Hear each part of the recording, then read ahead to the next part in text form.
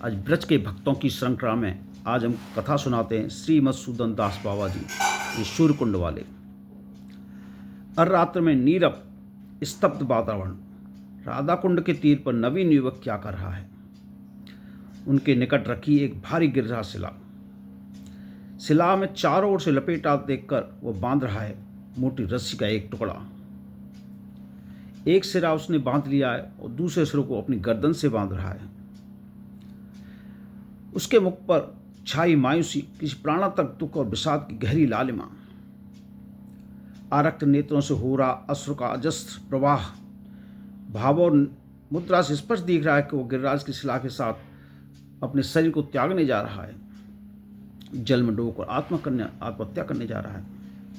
ऐसा कौन सा दुख है उसके जीवन में जो उसे प्राण हरण करने के लिए रास विवश कर रहा है।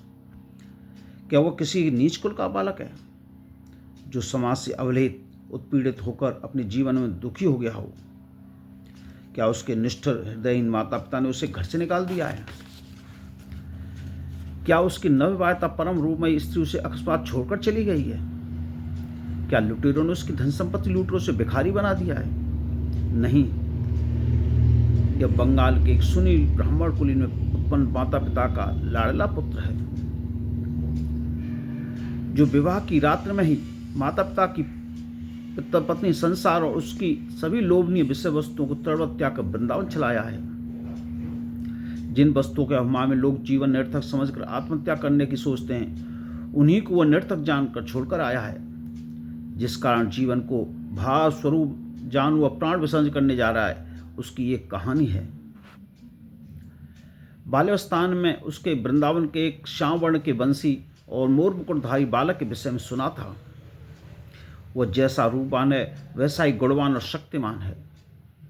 रूप गुण और शक्ति में उसके समान दूसरा कोई नहीं है। वह बड़ा दयावान सुहृदय स्नेही भी है। उससे जो प्रेम करता है उसका वो कितना अपना हो जाता है। उसके सारे अभाव दूर करता है, सब प्रकार से उसकी रक्षा करता है। वह बड़ा लीला में कौतुकी और विनोदी है। उसका संग जैसा सुखमय है, संसार में ऐसा सुख कहीं नहीं है। उसे पाकर फिर कुछ पाने की इच्छा नहीं रहती। तभी से उसके प्रति अनुराग हो गया। वह सब समय उसके बारे में सोचता, उसके ध्यान में खोया खोया सा रहता। किसी संसार काम में उसका मन नहीं लगता था। माता पिता उसकी इस प्रवृत्ति को देखकर उनको चिंता हुई। उन्होंने संसार से उसे बांधने के लिए उसकी शादी करनी चाहिए। उसकी इच्छा के विरुद्ध उसकी शादी तय हो गई। विवाह के दिन ही रात्र में नववधू से प्रथम मिलन की वेला में वह घर से भागकर वृंदावन चला गया। वृंदावन में लोकालय में से दूर वनों में रहकर बंसी वाले की याद में दिन व्यतीत करने लगा। कभी गांव से मधुकरी लाता, कभी यमुना जल पीकर ही रह जाता। उसने सुना था कि बिना गुरु के भगवत प्राप्ति नहीं होती। एक दिन वह केसी तीर्थ पर यमुना के किनारे एक वृक्ष के नीचे गुरु की चिंता में बैठ गया। उसी समय वहां स्नान के लिए एक आए महात्मा ने उसे देखकर कहा, बेटा जा यमुना में स्नान करा, मैं तुझे दीक्षा मंत्र दूंगा। चिंतामण स्वरूप दिव्य वृंदावन धाम की इस प्रकार की कृपा देख उसको प्रसन्नता का पारासर नहीं रहा। महात्मा के दशाक्षर मंत्र प्राप्त करते ही वह आविष्ट भूमि पर गिर पड़ा। प्रकाशित होने तक महात्मा अंतर्ध्यान हो गए। वह उनका नाम और पता और ठिकाना भी नहीं जान सका। भ्रमण करते करते वह मानस गंगा के निकट सिद्ध श्री कृष्णदास बाबा के पास पहुंचा।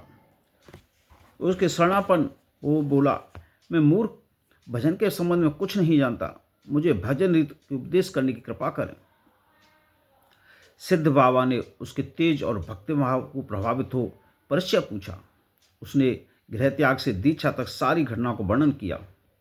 तो सिद्ध बाबा ने कहा, हमारा राग मार्ग का भजन संबाधानुराग है, हमारा प्रेम से संबंधित है। संबंध गुरु परिवार से ही निर्णय होता है। इष्ट से तुम्हारा संबंध तुम्हारे गुरु और परिवार के उससे संबंध के अनुरूप होगा। उसी संबंध के अनुरूप तुम्हारा भजन होगा, पर तुम्हें अपने गुरु परिवार का पता ही नहीं, इसलिए रागानुगा भजन में तुम्हारा अधिकार नहीं है।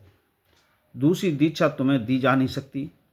क्योंकि तुमने इसी संप्रदाय में मंत्रार्थ सहित दीक्षा ले रखी है। सिद्ध बाबा की सुनकर वो वज्राघात की भांति दारुण रोदन करने लगा। बाबा ने तब उससे कहा, तुम काम्यवन में सिद्ध श्री जय कृष्णदास बाबा के पास जाओ, वे सर्ववेत्ता हैं, तुम्हारे गुरुदेव का परिचय और संबंध से बता सकेंगे। उसने काम्यवन जाकर सिद्ध बाबा की शरण ली। सर्वज्ञ होते हुए भी सिद्ध बाबा ने संप्रदाय में उपधर्म सृष्टि होने के भय से कहा, भाई, तुम्हारे गुरु के संबंध में मेरे लिए कुछ भी अनुमान करना कठिन है। तुम्हारा दीक्षालंघन करना भी ठीक नहीं है, अतएव तुम रागानुगा भजन के अधिकारी नहीं। ऐसी स्थिति में तुम्हें चाहिए कि तुम एकांत में बैठकर हरिनाम करो। राधा रानी जो करेंगी सो होगा। चिंतामण स्वरूप गुरुदेव ने वैसी तुम्हारी दीक्षा भी इच्छा पूर्ण की है, वैसे ही रागानुगा भजन की इच्छा भी पूर्ण करेंगे। गंगा निकलती है गुरु गुहा से समुद्र से मिलने को आकांक्षा लेकर तब तक निर्णय बहती है जब तक वो समुद्र में न मिल जाए। यदि मार्ग में कोई बाधा आती है और तो भी अधिक वेगवती हो जाती है। कृष्ण अनुराग की भी ऐसी ही गति है। बाधाएं उसे मिटा नहीं सकती और अधिक समुज्ज्वल और तीव्र बना देती हैं। रागानुगाई साधक के लिए इससे बड़ी बात और क्या हो सकती है कि वो जिसके लिए वो सब कुछ त्याग कर दद्दर का भिखारी बना, उसके भजन के लिए उसे अधिकारी ही नहीं समझा जाए। सिद्ध जय कृष्णदास बाबा का उपदेश नवयुग के अनुराग के लिए विस्फोटक सिद्ध हुआ। उसके अनुराग का अग्नि धू धू कर जलने लगी। जीवन निराश में निरुत्साह और निरर्थक प्रतीत होने लगा। ऐसे जीवन को लेकर वो क्या करता। गिरिराज की शिला रूपी गिरधारी को गले से बांधकर राधा कुंड में कूद पड़ा। राधा कुंड के अतल तल में संज्ञाहीन अवस्था में न जाने कब तक पड़ा रहा।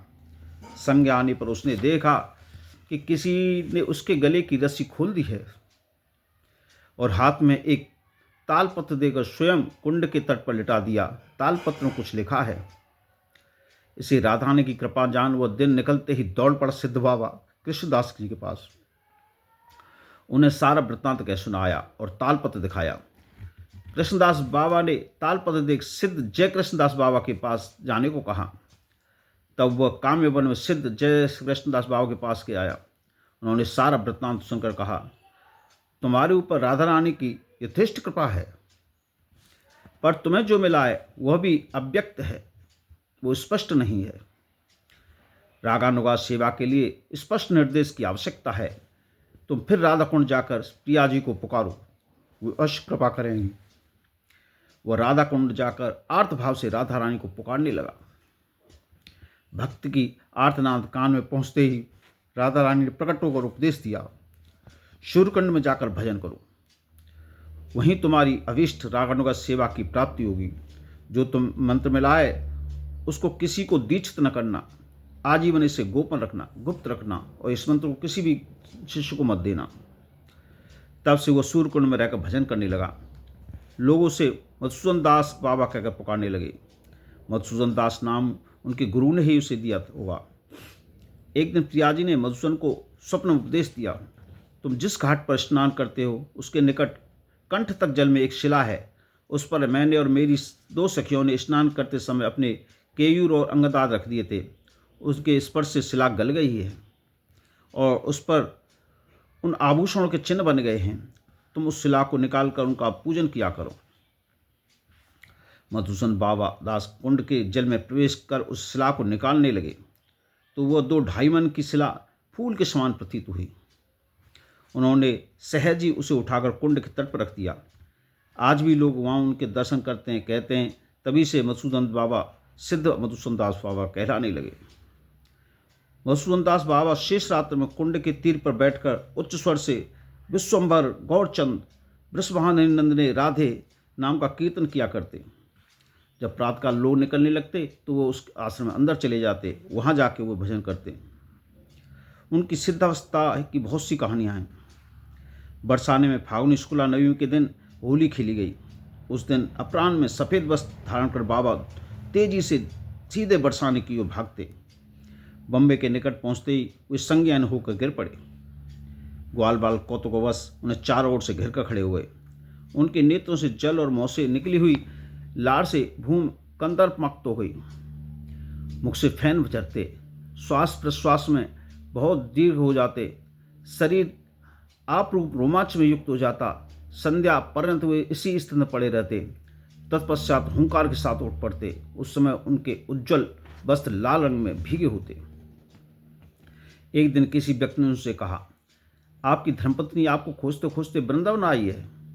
आज संध्या समय आपके दर्शनार्थ सूर्य कुंड आने को है। बाबा उस समय वृद्ध थे, पत्नी भी वृद्धा थी, पर उनके सूर्य कुंड आने की बात सुनते ही उन्होंने कहा, मैं गोवर्धन चलूं? और वहां से चल दिए। सूर्य कुंड जाकर पत्नी को पता लगा कि बाबा गोवर्धन चले गए हैं, तो वो गोवर्धन गई। वहां जाकर पता लगा कि वे तो अन्यत्र चले गए। वृद्धा ब्राह्मणी ने समझ लिया कि उनके कारण महात्मा के स्वच्छंद भजन में विघ्न पड़ रहा है। वे उधर उधर भागने को बाध्य हो रहे हैं। गिरिराज जी उनके कुशल क्षेम और भजन सामग्री की प्रार्थना लेकर वो वापस चली गई। कुछ दिन बाद ही बाबा के पैर में क्षय रोग हो गया। उनका चलना फिरना दुष्कर हो गया। तो उन्होंने किसी निर्जन स्थान में जाकर देह त्याग करने का संकल्प लिया। बड़े कष्ट से वे रात्रि के समय किसी सघन वन में जा पड़े। बिना अन्न जल ग्रहण किए राधा रानी को पुकारते हुए मृत्यु की प्रतीक्षा करने लगे। 2 दिन बीत गए, एक बूंद जल भी पेट में नहीं गया। राधा रानी का नाम लेकर रोते रोते मृतप्राय हो गए। तीसरे दिन करुणामयी ने से रहा न गया। वह किशोरी ब्रज बालिका के रूप में रोटी और जल लेकर अपराह्न में बाबा के पास आकर बोली, अरे तू यहाँ काहे को पड़े हो? मैं ढूंढते ढूंढते हैरान है गई। तू कल रोटी ले भी ना आयो, परसों ना आयो। मैया ने तेरे ताई रोटी भेजी है, खाए ले। बालिका को बाबा बहुत दिनों से जानते थे। वह जिस घर में की थी उसे भी जानते थे। उन्होंने कहा, लाली तू यहाँ क्यों आई है? तूने कैसे जाना कि मैं यहाँ हूँ? मुझे सब खबर पड़ जाए। अब तू खाए ले। मैं नहीं खाऊंगा, ले जा, बाबा ने कहा। खाएगो क्यों नहीं? मैया ने कही है सामने जमाए कहियो, शरीर में दुख सुख तो लगे रहे, प्राण तेते का भजन पूरा थोड़ी हो गए, खाए ले। बालिका के मधुर वचनों को बाबा अवहेलना न कर सके। 3 दिन के भूखे प्यासे थे। बालिका का लाया प्रसाद वह सब खा गए। खाकर बोले, फिर मत आइयो। किशोरी उनकी ओर देखती और मृत मृत मुस्कुराती चली गई। बाबा ने अनुभव किया कि उनके शरीर की ज्वाला यंत्रणा चली गई है। पैर की पट्टी खोलकर देखा तो कोई घाव का चिन्ह ही नहीं था। उन्हें कुछ संदेह हुआ। उठकर धीरे धीरे बालिका के घर गए और ब्रजमाई से पूछा, तेरी लाली कहाँ है? उन्होंने बोले, लाली तो ससुराल गई है। कब गई? बोले, 3 महीने हो गए। बाबा ने सारा रहस्य समझ लिया। घटना के प्रकाश होने के भय से ब्रजमाई ने कुछ ना कहा, पर उनकी भाव मुद्रा विलक्षण प्रकार की हो गई। उनके दोनों नेत्रों से गंगा यमुना बहने लगी। हा राधे, करुणामयी कहकर वे दीर्घ निश्वास फेंकने लगे। गोपन रखने की चेष्टा बार बार करते, छुपाने की कोशिश करते, लेकिन वह प्रकाशित हो ही गई। एक बार कार्तिक मास में बाबा ने श्री भागवत पाठ करने की इच्छा प्रकट की। ब्रजवासियों ने सहर्ष सारी व्यवस्था कर दी। रास पंचाध्यायी का पाठ होने लगा। सूर्यकुंडवासी एक डोम का बच्चा नित्य पाठ सुनने आया करता था। उसे देख ब्रजवासी नाना प्रकार की आलोचना करते कि डोम किस लिए भागवत सुनने आता है। पाठ की समाप्ति के दिन वह बाबा की गोद में बैठ गया और बाबा की गोद में पाठ सुनने लगा। पाठ के बीच में ही उसने पूछा, बाबा श्री कृष्ण ने रास के पश्चात विश्राम कहाँ करूँ, सेवा कुंज में या संकेत वन में? बाबा प्रश्न का उत्तर दें उसके पूर्व बम फटने जैसा शब्द हुआ। उनके प्राण ब्रह्मरंध्र से भेद कर निकल गए। उसी स्थान पर उनकी समाधि आज भी है। जय श्री कृष्ण।